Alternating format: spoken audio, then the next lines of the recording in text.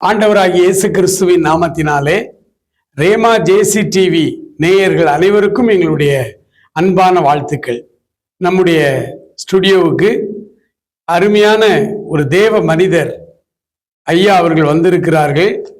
அவர்களிடத்துல ஆண்டவர் அவர்களை எப்படி அழைத்தார், ஆண்டவர் அவர்களுடைய வாழ்க்கையில் எப்படி செயலாற்றினார், ஆண்டவருடைய கிருபையினாலே அவர்கள் இப்பொழுது என்னென்ன ஊழியங்களை செய்து கொண்டிருக்கிறார்கள், இந்த காரியங்களை குறித்து நம்ம அவரிடத்துல கேட்க போகிறோம். அவருடைய பெயர் சகோதரர் அப்பாத்துரை என்பது. அவர்கள் தங்களை இப்பொழுது அறிமுகம் செய்வார்கள். ஐயா தோத்திரையா ஸ்தோத்திரம். உங்களுடைய பேரு, நீங்க எந்த விதமான குடும்ப சூழ்நிலையில, எந்த ஊரு, உங்க ஊரு இருந்து ஆண்டவர் உங்களை எப்படி அழைச்சார், அந்த ரட்சிப்பின் அனுபவத்தை எங்களுக்கு நேயர்களுக்கு நீங்க சொல்லுங்க. நான் ஒரு விவசாய குடும்பத்தில் பிறந்த மகன். ஆனால் எனக்கு 4 பேர் கூடின இடத்துல நிற்க முடியாது. ஆட்களை பார்த்த உடனே நான் ஓடி போயிடுவேன். ஆட்களை சத்தம் கேட்டாலே ஓடி போயிடுவேன். அப்படி இருந்தேன். ஆனால் சர்ச்சில் போய் தனிமையாக ஆராதனைக்கு முன்னால் போய் பாட்டெல்லாம் பாடுவேன். பெல் அடிக்கும்போது வீட்டுக்கு ஓடிடுவேன். நீங்க அப்போ பிறப்பிலே கிறிஸ்தவர் தான்? கிறிஸ்தவ ஃபேமிலி. சரி, சிஎஸ்ஐயா ஆர்சியா? சிஎஸ்ஐ குடும்பம். சொல்லுங்கய்யா. அப்போ இப்படி இருக்கும்போது ஒருவர் சொன்னாரு, என்னையா இவ்வளோ பாடுதேங்க, இப்படி இருக்கேங்க, ஏன் சர்ச்சுக்குள்ளே இருக்க மாட்டீங்க அப்படின்னாங்க. நான் சொன்னேன், எனக்கு என்னன்னு தெரியல, நிறைய ஆளை பார்த்த உடனே வெக்கமாக இருக்கு அப்படின்னு சொல்லிட்டு சொன்னேன். சரி, அப்போ இருந்து தான் பார்ப்பேங்க அப்படின்னு சொல்லி உட்கார வச்சாரு. உட்காருங்க அப்படின்னு சொல்லி உட்கார்ந்தேன். அப்படியே சர்ச்சுக்கு பழடி அப்படியே பழக்கம். பழடி ஊழியக்காரங்க வந்தாலும் அப்போ சைக்கிள் காலத்தில் சைக்கிளில் கூப்பிட்டு வர அப்படி இருப்பேன். ஆனால் அவங்களையும் விட்டுட்டு சில நேரத்தில் வீட்டுக்கு போயிடுவேன். இப்படி இருக்கும்போது அங்கே மழை இல்லாத காலங்களில் கூடி செபிக்கிற பழக்கம் மழைக்காக.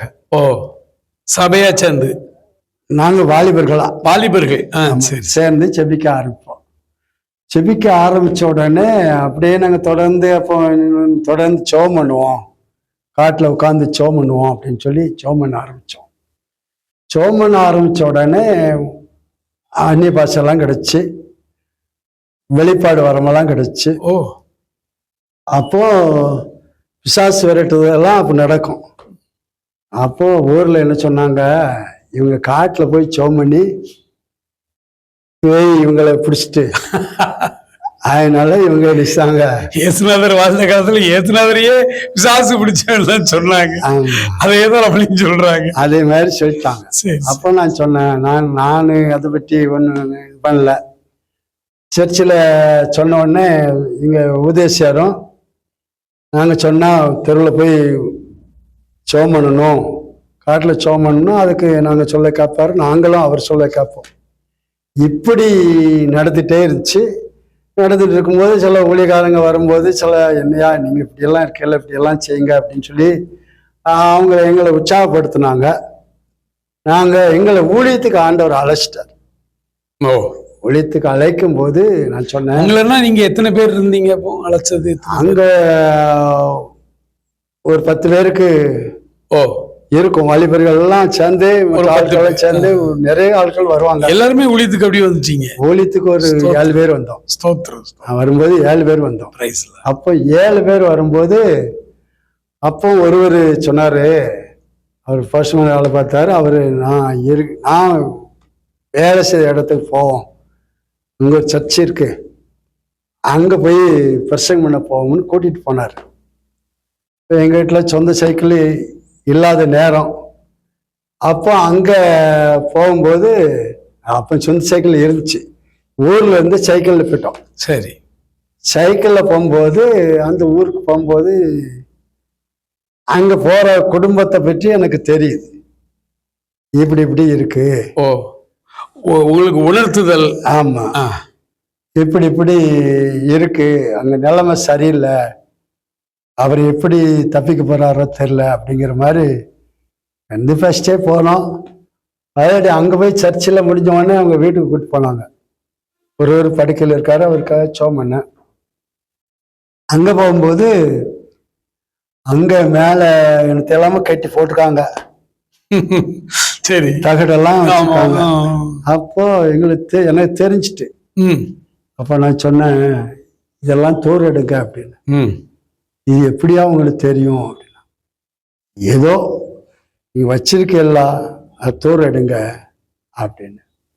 ஒரு சூழ்நிலை இப்படி இருக்கு, இதை எடுத்து ஆண்டவர்கிட்ட நம்ம கேட்டா வேலை நம்மளை மீட்டு தரலாம், அதனால நம்ம இப்படி செய்வோம் அப்படின்னு சொன்ன உடனே அவங்க வந்து சரின்னு சொன்னாங்க. எடுத்தாங்க, ஜெபம் பண்ணோம், கொஞ்சம் நல்லா இருந்தார். அதாவது திரும்ப ஜெபம் பண்ண போகும்போது கூப்பிட்டாங்க, ஐயா தொடர்ந்து ஜெபம் பண்ணுவோம் அப்படின்னு. போகும்போது அவர் ரொம்ப ஆளு போற மாதிரி தெரியுது. சில பேர் நல்லா இருப்பாங்க, இவங்க மறிக்க மாட்டாங்கன்னு சொல்லணும் அப்படிங்கிற ஒரு நிலைமையில அவர் நல்லா இருக்காரு. ஆனா அவருடைய சூழ்நிலை மறிக்கிற மாதிரி இருக்கு, நிலைமை அப்படி இருக்கு. அப்படி இருந்த உடனே இப்படி எல்லாம் இருக்கு அப்படின்னு சொன்ன உடனே நான் பெரும்பாலும் அங்க சொல்லலை, இப்போ அங்க சொல்லிடுவேன் சில காரியத்தை. அப்போ எங்களுக்குள்ள பேசிட்டு வரோம், சரி அப்படின்னு சொல்லிட்டு வந்துட்டோம். பழையபடி அந்த இடத்துல எனக்கு வந்து எசேக்கியேல் 37 அதிகாரத்துல அந்த உலர்ந்த எலும்பு பற்றி, எலும்பு பள்ளத்தாக்கு பேசுறதுக்கு எனக்கு அந்த ஆலோசனை வந்துச்சு. நான் அப்போ எடுத்தாலும் பேச தெரியல, அப்படியே வசனத்தை வாசித்தே இப்படின்னு சொல்லிட்டு வந்தேன். 3 பேரும் பேசணுங்களா, அப்போ சிம்பிளா தானே பேச முடியும். ஆமா, 3 பேர் போயிருந்தோம். அப்போ இப்படியெல்லாம் நடந்துச்சு. அதுக்கப்புறம் ஊழியத்துக்கு இப்படி ஊழியத்துக்கு போக ஆரம்பிச்சோம். முதலாவது நாங்க குழுவா போனோம். அப்போ உலக ரட்சகர் ஜெபக்குழுன்னு வச்சிருந்தோம். உலக ரட்சகர் ஜெபக்குழுன்னு பாளையங்கோட்டையில நம்ம இருக்கு, இப்ப இருக்கு வச்சிருந்தோம். அப்போ நாங்க வச்சிருக்கும் போது பதடி அந்த ஊழியம் வந்து நல்ல பெரிய அளவுல வந்துட்டே இருந்துச்சு. அப்போ எங்க போனாலும் பாட்டு நான் பாடணும், பாட்டு தான் பாடணும், வேற எதுவுமே என்னை விட மாட்டாங்க, சோமனை விடுவாங்க. சரி, இப்படி நடந்துச்சு. பழையபடி எங்களுக்குள்ள கொஞ்சம் விலை வந்துச்சு. சரி சரி, அவங்க பாட்டுக்கு அவங்க ஒளிய செய்யுங்க அப்படின்னு விடும்போது போய் செய்தி கொடுத்த உடனே அவங்க சொன்னாங்க, என்னையா இவ்வளவு தெளிவா செய்தி கொடுக்கிய, நீங்க அவங்களோட வரும்போது ஒரு நாள் செய்தி கொடுக்கலையா அப்படின்னு சொல்லி கேட்பாங்க. அந்த நேரத்துல அவங்க தான் செய்தி கொடுக்க விட்டுட்டு நாங்க பாட்டு பாடணும் அப்படின்னு. இப்படிதான் ஊழியம் அப்படியே ஊழியம் வளர்ந்துச்சு. சரி, வளைஞ்சுன்னா தெருவில் பாடினாலும் ஆடி பாடுவேன். பேசும்போது எதிர உட்கார்ந்துருக்க எங்க ஊழியக்காரரு, என்னையா இப்படி பேசிட்டியான்னு என்னைய கேட்பாரு. எதுக்கு அப்படின்னா கரண்ட் போயிட்டும் பாரு, ஹேண்ட் மைக்கில் ஃபேக்டரி போயிட்டு அப்படி அவ்வளவு உணர்ச்சி வசப்பட்டு பேசணும். அவர் நான் பேசுறது அவருக்கு கொஞ்சம் மனசு தொற்றுருக்கு. அதை வச்சு அவர் சொன்னாரு. அப்போ அப்படியெல்லாம் இருந்துச்சு. பெரிய ஆட்கட்டெல்லாம் நிறைய ஆட்கட்ட பழகி பெரிய ஆட்களோட ஊழியம் செஞ்சு எல்லாத்தையும் பழகினாலும் எல்லார்ட்டையும் குறைவு இருக்கிறது எனக்கு தெரியுது. இப்போ நீங்க வந்து என்ன மாதிரி ஊழியம் செய்துட்டு இருக்கிறீங்க? இப்போ ஊழியம் வந்து எங்க கூப்பிட்டாலும் போய் ஊழியம் செஞ்சுட்டு இருக்கேன். ஏன்னா பொதுவா உங்களை வந்து சிஎஸ்ஐ திருச்சபைகள்ல கூப்பிடுறாங்க, எல்லா சபையிலையும் கூப்பிடுறாங்க, பெந்தேகோஸ்தே சபைகள்லயும் உங்களை கூப்பிடுறாங்க இல்லையா? நான் இப்போ நாளைக்கு பெந்தேகோஸ்தே சர்ச் தான் போறேன். சரி சரி, கம்யூனியன் வரைக்கும் கொடுக்கேன். அப்படியா? பெந்தேகோஸ்தே சபைகள்ல. ஆமா, சிஎஸ்ஐ திருச்சபைகள்ல உங்களை பிரசங்கிக்க கூப்பிடுவாங்க, நீங்க போறீங்க. சரி, இந்த சபை ஊழியங்கள் உங்களை கூட்டுற இடங்கள்ல நீங்க போய் செய்தி கன்வென்ஷன், உபவாச கூட்டங்கள் இப்படி நடத்திட்டு இருக்கிறீங்க. இது தவிர்த்து வேற நீங்களே டைரக்டா போய் மக்களை சந்திக்கிற மாதிரி கிராம ஊழியங்கள், தெரு பிரசங்கங்கள் அது பண்றீங்களா? அது நீங்க மட்டும் தனியா பண்றீங்களா அல்லது இணைஞ்சு சில பேர் சேர்ந்து, ஒரு சிலர் சேர்ந்து நீங்க பண்றீங்க? சரி சரி. அப்போ உங்களுடைய ஊழியத்தை வந்து என்ன நேம் வச்சு நீங்க அதை நடத்திட்டு இருக்கிறீங்க? இயேசுவே மீட்பர்னு வச்சு. இயேசுவை மீட்பர் ஊழியங்கள் அப்படின்னு சொல்லி நீங்க, அப்ப நீங்க இருக்கிறது எங்க இருக்கிறீங்க? மானூர் பக்கம் குப்பனாபுரத்துல இருக்கு.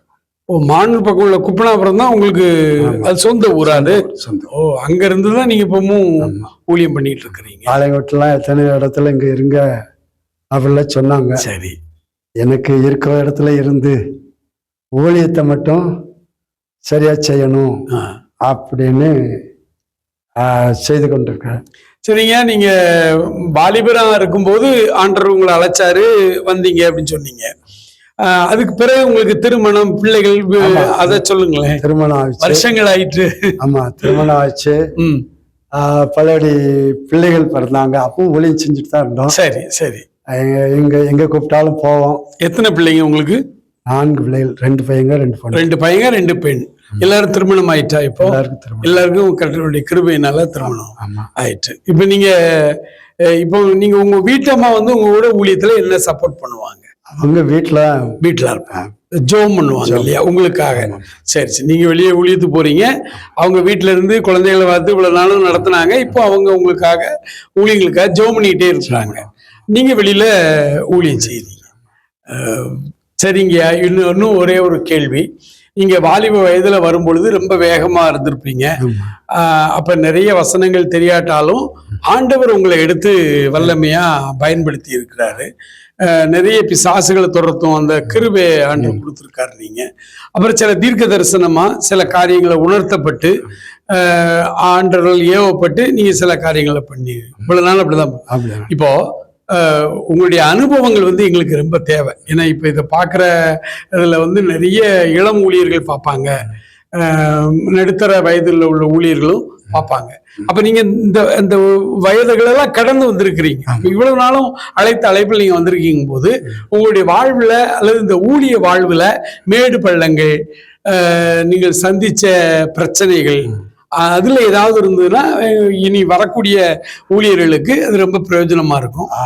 ஊழியம்னு சொன்னோடனே எல்லாரும் என்ன சொல்லுவாங்க, இவங்க ஏதோ நல்ல டிப்டாப்பா போறாங்க, இவங்களுக்கு ஒரு குறை இல்லை, எங்க இருந்தோ பணம் வருது, இவங்க போற இடத்துல இவங்க சாப்பாடுலாம் ரெடியா இருக்கும் அப்படின்னு சொல்லுவாங்க. பொதுவா சொல்றது. நான் அப்ப சொல்லுவேன், என் கூட வாங்க, சாப்பிட்டா நீங்க சாப்பிடுங்க, நான் பட்னியா இருந்தா நீங்க பட்னியா இருக்கணும், எத்தனை நாள் கழிச்சு வந்தாலும் அத்தனை நாள் வரைக்கும் என் கூட இருக்கணும் அப்படின்னு சொல்லுவேன். அப்படி சொல்லும்போது அவங்க என்ன சொல்லுவாங்க, நாங்க அப்படியெல்லாம் முடியாது அப்படிம்பாங்க. ஒரு இடத்துல ட்ராக்ஸ் கொடுத்துட்டே போயிட்டு இருந்தோம். நானும் ஒரு சாரம், அவர் ஆசிரியர் வேலை பார்த்தாங்க. அப்போ நாங்கள் அவங்க வேலை முடிஞ்சோடனே பைக்கில் போகும்போது ஒரு பைக்கு கொஞ்சம் பழுது இருந்துச்சு. அந்த பைக்கு வந்து பழுது நீக்கிறதுக்காக ஒரு மெக்கானிக்கிட்ட போனோம். அவருக்கு ட்ராக்ஸ் கொடுத்தோடனே, அப்போ நாங்கள் கொடுத்தா நீங்கள் வாங்குவீங்களா அப்படின்னு அந்த மெக்கானிக் நம்மகிட்ட கேட்குறாரு. அப்போ சொன்னேன், நீங்க இப்போ கொடுக்கட்டாலும் அடுத்த தடவை வரும்போதா கொடுத்துருங்க, நான் வாங்கிக்கிறேன். நீங்க கொடுக்கறத நான் வாங்க மாட்டோம்னு சொல்லக்கூடாது, அன்னைக்கு கொடுங்க அப்படின்னு. பழைய திரும்ப அந்த பகுதிக்கு போகும்போது அன்னைக்கு சொன்னோம்லா, நீ தருவோம்னு சொன்னீங்களா, என்ன தரப்பறியா தாங்க அப்படின்னு சொல்லி கேட்டேன். அவர் அதுக்கப்புறம் சொன்னாரு, ஐயா நாங்க கொடுக்குற மனசுல இல்ல, நீங்க கொடுக்குற மனசுல இருந்து நீங்க எங்களுக்கு வந்து என்ன செய்ய, இந்த இதெல்லாம் கொடுத்து நாங்க படிச்சா நல்லா இருக்கும், நல்ல செய்தி சொல்றீங்க அப்படின்னு சொல்லி நீங்க சொல்றீங்க, என்னை மன்னிச்சுக்காங்க அப்படின்னு சொல்லி சொன்னார். சரி சரி. ஏன் அப்படின்னா, மக்கள்கிட்ட என்ன எதிர்பார்ப்பு இருக்குன்னா, இவங்க ஏதோ பண்ணிடுவாங்களோ அப்படின்னு. நம்ம பண்ண போறது இல்லை, தவறா கற்பிக்கப்பட்டிருக்கிறாங்க. ஆமா, நம்ம வந்து போய் நல்லதை சொல்ல போறோம். ஆமா, இப்படி இந்த பாதை நல்ல பாதைன்னு சொல்ல போறோம். கேட்டாலும் சரி கேட்கட்டாலும் சரி, அது அவங்க இஷ்டம். அவங்க வந்து நம்ம வந்து கைப்பிடிச்சு கூப்பிட்டு வர போறது இல்ல, தீ கொண்டு யாரையும் கட்டாயப்படுத்தலையே இல்ல. அப்ப இத வந்து புரிஞ்சுக்கிடாம இருக்காங்க. என்னை பார்த்து எத்தனை பேர் ஊழியத்துக்கு வந்தாங்க, நம்மளும் இப்படி இருக்கலாம் அப்படின்னு. டிவி பசியோட பார்த்த உடனே அப்படியே நினைச்சிட்டாங்க, அப்படியே பின்மாற்றம் அடைஞ்சிட்டாங்க. சரி, அப்போ ஐயா ஊழியம்னாலே வறுமை, பட்டினி, எல்லாம் இருக்கும். அழைப்புல நம்ம நிற்கும் போது இதெல்லாம் இருக்கும் அப்படின்னு நீங்க சொல்றீங்க. ஆனா ஒரு கூட்டம் பேர் என்ன சொல்றாங்க அப்படின்னா, ஆண்டவர் அழைச்சிட்டாலே உங்களை கோடீஸ்வரன் ஆக்கிடுவாரு, பணக்காரன் ஆக்கிடுவாரு, கார் தருவாரு அப்படின்னு நிறைய பேர் பேசுறாங்களே, அதை பத்தி நீங்க? அப்படி அது தவறான சிந்தனை. சிந்தனையே தவறான சிந்தனையே தவறான சிந்தனை. அப்ப அந்த உபதேசங்களும் தவறுதான். உபதேசமும் தவறுதான். ஏன் சொல்றோம்னா, என்கிட்ட சாப்பாடு என்ன வேணும்னு கேட்பாங்க. சரி. நான் சொல்றேன், வீட்டுல போற இடங்கள்ல. ஆமா, வீட்டுல என்ன இருக்கு அது சாப்பிட்டா போதும். ரசம் துவையல் சாப்பிட்டாலும் போதும், வயத்துக்கு சோறு வேணும் அவ்வளவுதான் அப்படின்னு சொல்றேன். அப்ப அவன் சொல்லுவாங்க, யார் யாரெல்லாம் எப்படி எல்லாமோ இருக்காங்க, நீங்க இப்படி எளிய முறையிலேயே சொல்றீங்களா அப்படிம்பாங்க. இருக்கிறது போதும்னு எனக்கு ஒரு திருப்தி அப்படின்னு சொல்லுவேன். இப்படி நடந்ததுனால இன்னும் என் ஆண்டவர் சரியா நடத்திட்டு வர்றாரு. ஸ்தோத்திரம். காசு இல்லைன்னு கவலைப்படுறதும் கிடையாது, காசு இருந்தாலும் பெருமைப்படுவதும் கிடையாது. அப்படியே ஊழியம் நடக்கணும். எந்த இடத்துல எப்பேற்பட்ட இடம்னாலும், மந்திரவாதி கூட என்னை கூப்பிட்டு சோமனை கூப்பிட்டு போயிருக்காரு, அவர் வீட்டுக்கே கூப்பிட்டு போயிருக்காரு, வீட்டுல சாப்பாட வச்சிருக்காரு. அங்கேயும் ஸ்தோத்திரம் பண்ணிட்டு நம்மளோட சாப்பிட்டு வர்றோம். இன்னொரு கேள்வியா, சில ஊழியர்கள் உங்களை மாதிரிதான் எல்லாருமே வாலிப வயதுல அழைக்கப்பட்டு வர்றோம். சில ஊழியர்கள் என்ன சொல்றாங்கன்னா, வாலிப வயதுல வந்தோம், அப்ப அந்த ஆரம்ப கட்டத்துல எங்களை சபைகளுக்கு யாரும் தெரியாது, முழு நேரம் அழைக்கப்பட்டு நாங்க தெருவில் நின்று பிரசங்கம் பண்ணோம், ட்ராக்ஸ் கொடுத்தோம், அற்புதங்கள் நடந்தது. அப்படி ஜனங்கள் எங்களை சர்ச்சுக்குள்ள அழைச்சாங்க. அப்புறம் சர்ச்சில் போய் நாங்கள் பிரசங்க ஊழியங்கள் ஆரம்பித்தோம். அதுல நிறைய பேர் ஆண்டவரால் விடுதலை பெற்று எங்க பின்னாடி வர ஆரம்பிச்சு, இப்படியே வந்துகிட்டே இருந்தா எங்களுடைய ஊழியங்கள் பெருசா வளர்ந்துருச்சு. இப்போ பெரிய அளவுல, இப்போ வருடங்கள் 25 வருஷம் 30 வருஷம் ஊழியம் செஞ்சிட்டோம். பெரிய அளவுல இப்போ நாங்க ஒரு பெரிய கூட்டங்கள் எல்லாம் நடத்திக்கிட்டு இருக்கிறோம். இனிமே போய் நாங்க ஒரு வீட்டுல ஜெபம் பண்ண கூப்பிட்டாங்கக்காக நாங்க போக முடியாது. நாங்க தெருல இருந்து இன்னும் நாங்க எப்படி பிரசங்கம் பண்ண முடியும், இனிமே நாங்க எப்படி போய் கிராமத்துல போய் ஊழியம் செய்ய முடியும். இப்ப நாங்க அதெல்லாம் அந்த காலத்துல பண்ணோம், இப்ப பண்ணல அப்படின்னு சொல்லி இப்படி மாறி அப்படி வந்துடுறாங்க. ஆனா நீங்க என்னடானா வாலிப வயதுல வந்தேங்கிறீங்க, ஆனா இன்னைய வரைக்கும் கூட நீங்க தெருவுல நின்று பிரசங்கம் பண்றோம். தெருவுல விட்டாச்சுன்னா ஆடுவேன், பாடுவேன், மயக்க வச்சுட்டு நல்லா எவ்வளவு பேசணுமோ எனக்கு தெரிஞ்ச அளவுக்கு சரி பேசுவேன். அதுக்காக சிலர் வர்ணிக்கணும் அப்படிம்பாங்க, எனக்கு அந்த வர்ணிப்பும் பிடிக்காது. செத்தவங்களை உயிரோடு எழுப்பினாலும் ஆண்டவர் அந்த அற்புதம் செய்தாரு, அதோட முடிஞ்சது. சரி சரி. உங்களுடைய ஊழியத்துல நடந்த எவ்வளவோ அற்புதங்கள் நடந்திருக்கும், எவ்வளோ பார்த்துருப்பீங்க. அதுல ரொம்ப மகிழ்ச்சியா எனக்கு இருந்துச்சு அப்படின்னு நீங்க நினைவு கூறுற அற்புதங்கள் ஏதாவது ஒண்ணு இருந்தா சொல்லுங்க. நிறைய காரியத்தை சொல்லலாம். ஏன்னா போன் மூலமா நடந்த அற்புதங்கள் நிறைய இருக்குது. வேலூர்ல ஒருவங்களுக்கு ரத்தப்போக்குன்னா ரொம்ப இருந்திருக்கு. அவர் பேரு கருப்பசாமி, அவங்க மாப்பிள்ளை பேரு, அவர் பூஜை பண்ணுதவர். சரி. இவங்க கிட்ட அக்கா போன் நம்பர் கொடுத்து இந்த சிஸ்டர் எனக்கு போன் பண்ணாங்க. போன் பண்ணி சோம் பண்ணும்போது எனக்கு ரொம்ப தடவை இல்லை, ஒரே தடவையில சோம் பண்ணும்போது எனக்கு இவங்களுக்குள்ள பிரச்சனை எனக்கு தெரிஞ்சிட்டு, அப்போ அதை சொல்லி சோம் பண்ணும்போது இவங்க இந்த மாதிரி உண்மைதான்யா, இந்த மாதிரி நடந்துச்சு அப்படின்னு சொன்னாங்க. அப்போ சோம் பண்ணி முடிச்ச உடனே ஒரு கிளாஸ் தண்ணி கையில் எடுங்க. போன்ல நீங்க சொல்றீங்க? போன்ல சொல்றேன். தண்ணி கையில் எடுங்க, கையை ஒரு விரல வைங்க, கையை அணிச்சிங்க, தண்ணியில வைங்க, சோமன் உடனே குடிச்சிருங்க, சரியாயிரும்.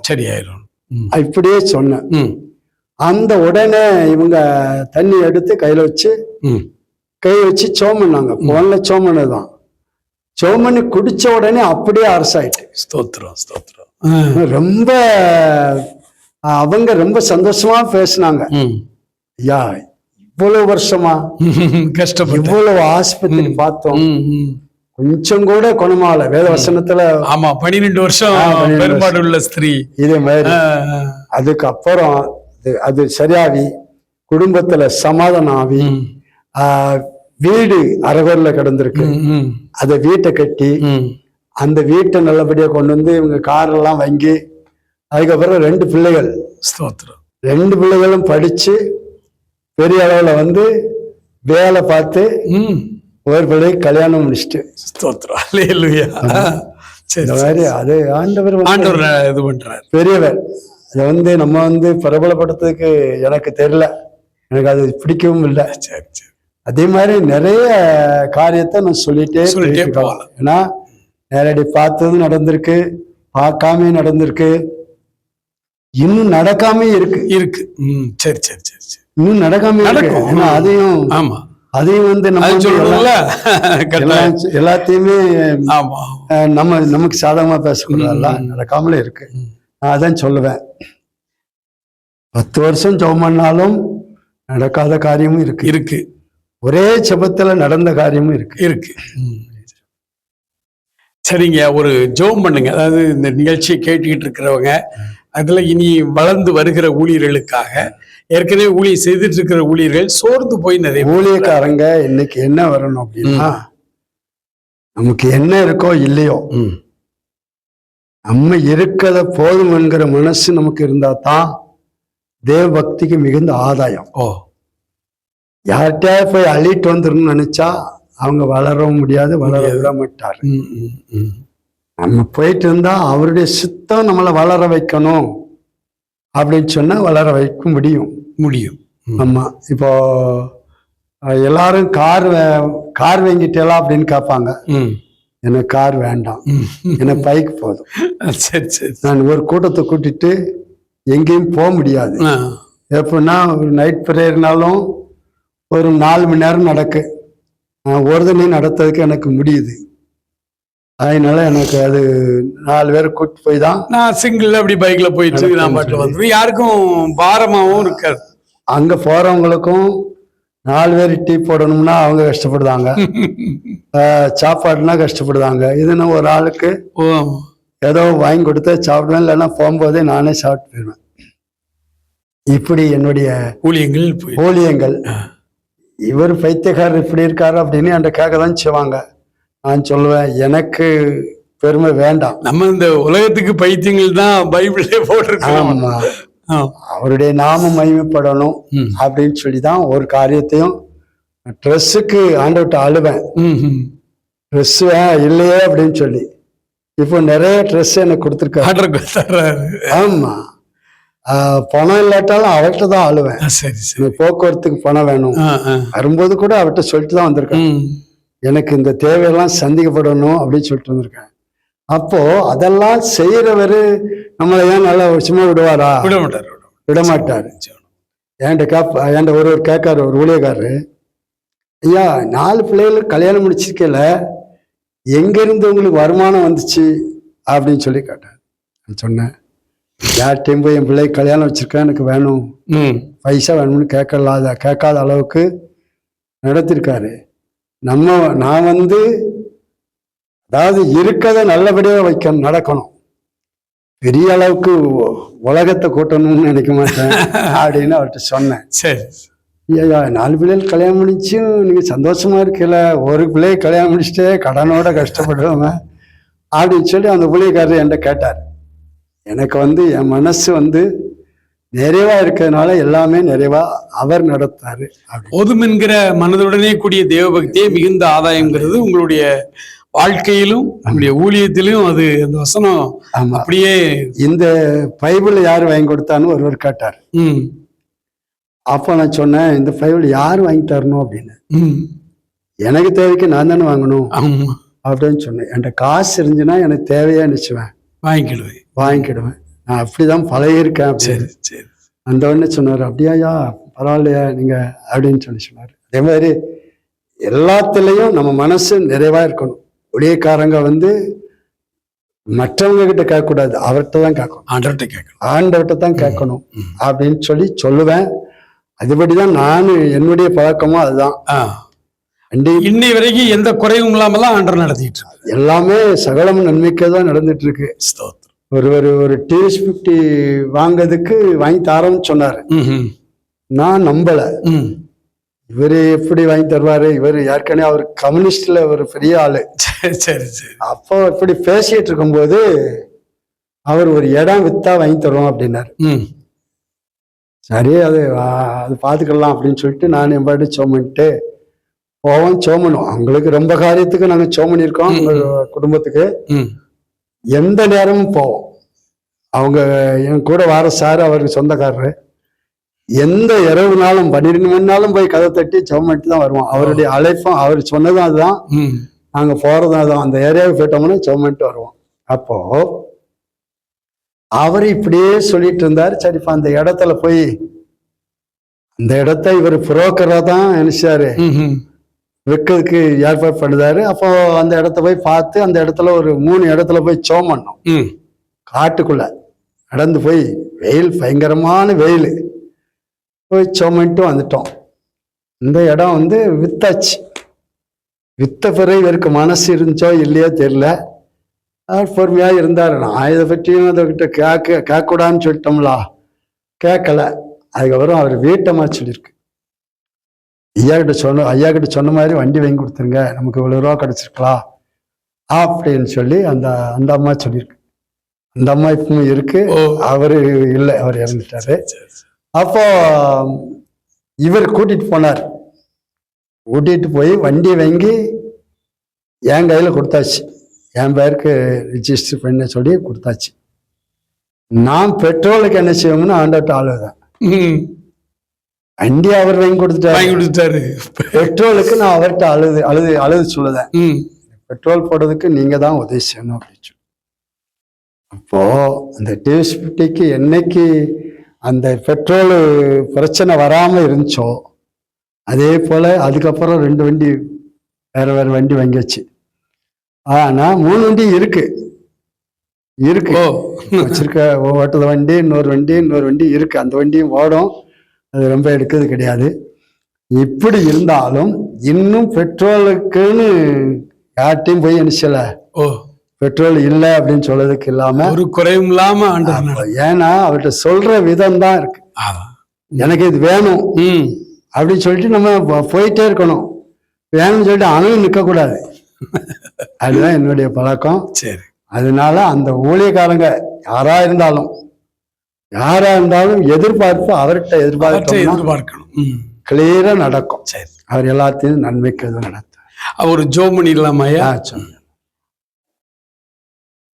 ஸ்தோத்தரிக்கிறோம், துதிக்கிறோம். எங்களை அளவில்லாமல் நேசிக்கிற எங்கள் நேசப்பிதாவே, இந்த ஆசீர்வதிக்கப்பட்டதான இந்த தருணத்துக்காக உங்களுக்கு நன்றி அப்பா.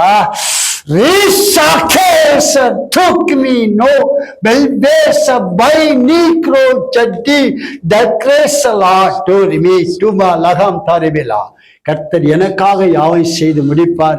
வார்த்தையின்படி யாவை செய்து முடிக்கிறவர்.